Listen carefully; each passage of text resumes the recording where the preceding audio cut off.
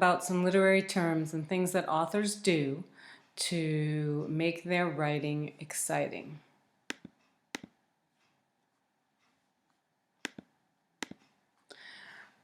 The first one we're going to talk about is similes. Please copy this information into your notes. Similes compare one thing with another using the words like or as. So for example, John runs as fast as lightning. Well, somebody really can't run as fast as lightning, but it gives you the image that he's running very fast. Choose one of the examples on this page and write it down in the example section on your notes under similes.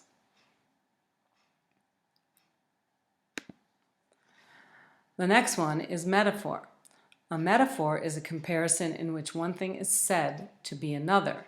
So for example, your friend George is just a big baby. Well, they're saying what George is, or you are my guardian angel.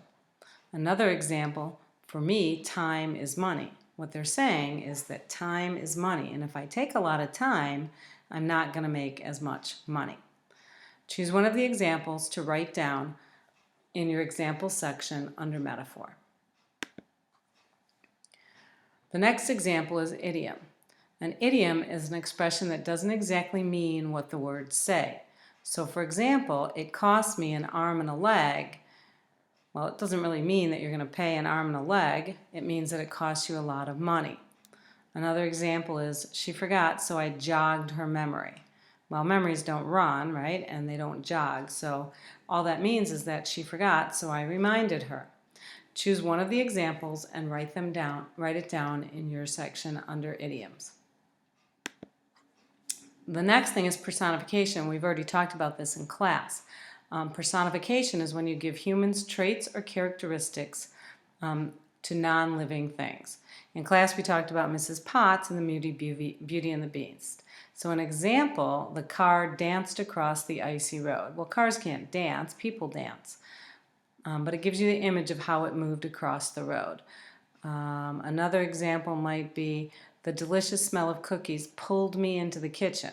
Well, a smell is not going to grab you by the hand and pull you, but that smell attracted you to the kitchen because it smelled so good. Choose one of the examples and copy it down in your notes. The next one is sarcasm, and sarcasm's a little hard. It's when we use witty or kind of snotty language in a disrespectful or criticizing way.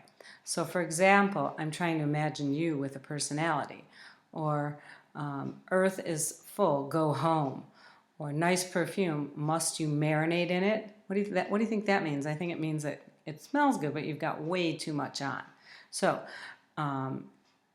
also the way that you speak can be an example of sarcasm. So when someone says something that's like very obvious, like everybody should know it, and somebody responds by saying, really, Sherlock, you're not so clever, because Sherlock Holmes was an investigator, a detective. Choose one of the examples and write it down in your notes. The next one is flashback, and flashback is when the story returns or goes back in time to a past or earlier event.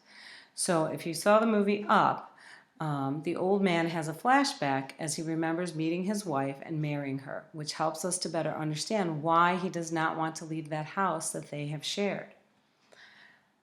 Write that down as an example, unless you can think of something else and give us an example. Now, foreshadowing is a hint or clue that something may happen later in the story. So for example, if you saw the movie Lion King, Mufasa says, Simba, let me tell you something my father told me. Look at the stars. The great kings of the past look down on us from those stars. So whenever you feel alone, just remember that those kings will always be there to guide you, and so will I. Well, that's kind of a flashback, okay? He remembers this, and it kind of foretells his own fate. Mufasa, we know, dies in the movie, so he's kind of saying, someday I'm not going to be there.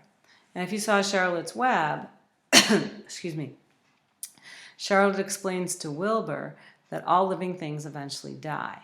And this foreshadowing sets up the whole movie, which is the main plot struggle, which is saving Wilbur from the slaughterhouse so Wilbur doesn't die. And to do that, Charlotte makes these webs that say things in the barn door. right? And so in the process of spinning her web, she expends all of her energy and she dies, just as she had hinted to Wilbur at the beginning of the movie. So choose one of these examples or one of your own from another movie or book that you've read and write that down in your example section. The last one is a pun, and a pun is a funny way of using words that could have a very different meaning. So, for example, what you call an alligator in a vest? An investigator. Da-da-da.